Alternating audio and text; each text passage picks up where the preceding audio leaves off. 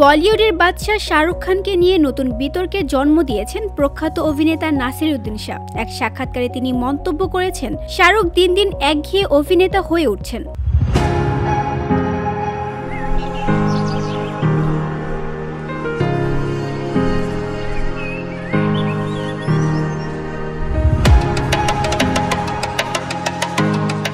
অভিনয় দক্ষতা নিয়ে প্রশ্ন তুললেও শাহরুখের পরিশ্রম এবং সক্ষমতায় বলিউডের প্রতিষ্ঠা পাওয়ার বিষয়টি অবশ্য স্বীকার করেছেন এই বর্ষিয়ান তারকা।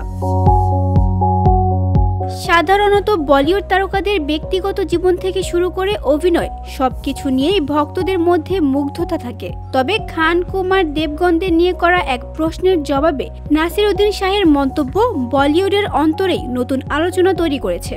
সাক্ষাৎকারে নাসিরুদ্দিন শাহকে প্রশ্ন করা হয়েছিল, বলিউড খান, কুমার ও দেবগনদের মধ্যে কার অভিনয় সবচেয়ে ভালো লাগে। উত্তরে নাসিরুদ্দিন জানান, তিনি প্রায় সকলের সঙ্গে কাজ করেছেন, তবে আলাদা করে এদের অভিনয় দেখার জন্য কখনো কোনো চেষ্টা করেননি।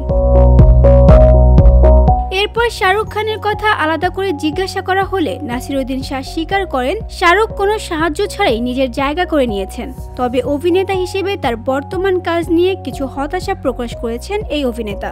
নাসিরুদ্দিন শাহ বলেন, নিজের ক্ষমতায় এমন জায়গা তৈরি করেছে যার জন্য আমি তাকে পছন্দ করি, কিন্তু অভিনেতা হিসেবে সে দিন দিন একঘেয়ে হয়ে যাচ্ছে। VOD Bangla news desk.